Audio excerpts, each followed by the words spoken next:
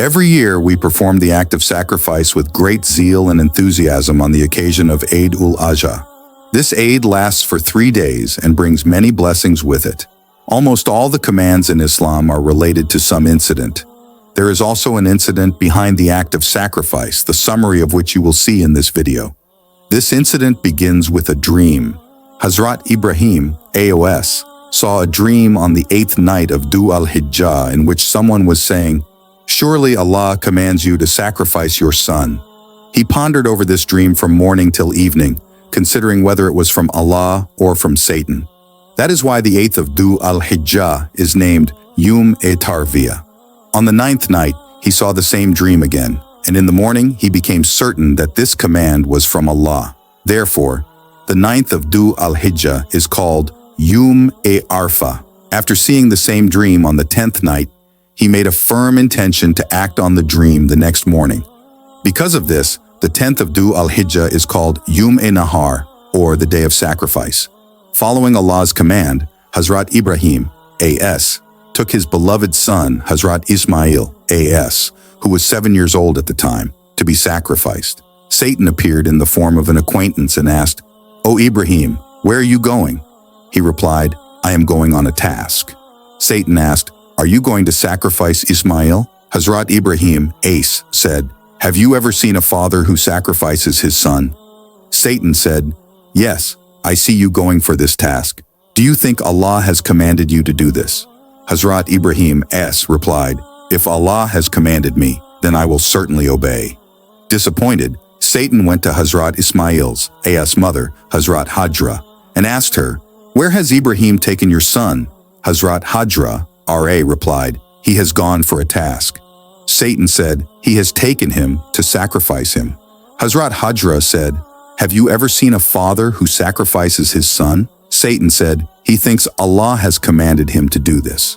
Hearing this, Hazrat Hajra said, "If this is the case, then he has done well in obeying Allah's command." After this, Satan went to Hazrat Ismail, AS, and tried to mislead him in the same way, but he also gave the same response, saying that if his father was taking him to be sacrificed on Allah's command, then he was doing a good thing. When Hazrat Ibrahim, AS, reached Mount Sabir with Hazrat Ismail, IS, he informed him of Allah's command. This is mentioned in the Quran in these words. Translation: "O my son, I have seen in a dream that I must sacrifice you. So, what do you think?" The obedient son responded, which is also mentioned in the Quran in these words. Translation: "O my father, do as you are commanded. You will find me, inshallah, among the patient." Hazrat Ismail, AS, further requested his respected father, "Father, please tie me tightly with ropes before sacrificing me so that I do not move, as I fear that my reward may be diminished, and protect your clothes from my blood splashes so that my mother does not become sorrowful upon seeing them. Sharpen the knife well, so that it may cut my throat quickly, because death is very difficult, and lay me down, facing the ground, so that your eyes do not fall upon my face. And when you go to my mother, convey my greetings to her, and if you find it appropriate, give her my shirt. It will give her solace and patience." Hazrat Ibrahim, HEX, said, "O my son, how excellent you are in helping me to fulfill Allah's command." Then, as Hazrat Ismail, HES, had suggested, he tied him, sharpened the knife, and laid him down facing the ground. He turned his face away from his son's face and placed the knife on his throat, but the knife did not cut.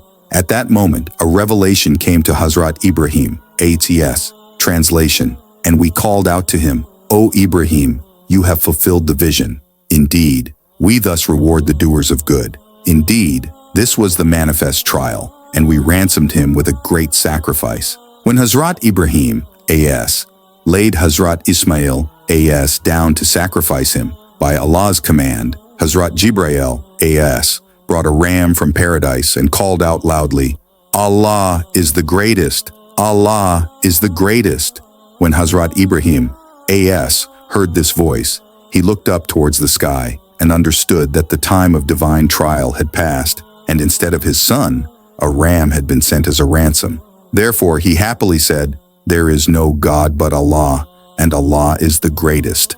When Hazrat Ismail A.S. heard this, he said, "Allah is the greatest, and all praise is due to Allah." From then on, the recitation of these blessed words by these three holy individuals became a sunnah to be followed till the Day of Judgment. The memory of this unique sacrifice by Hazrat Ibrahim A.S.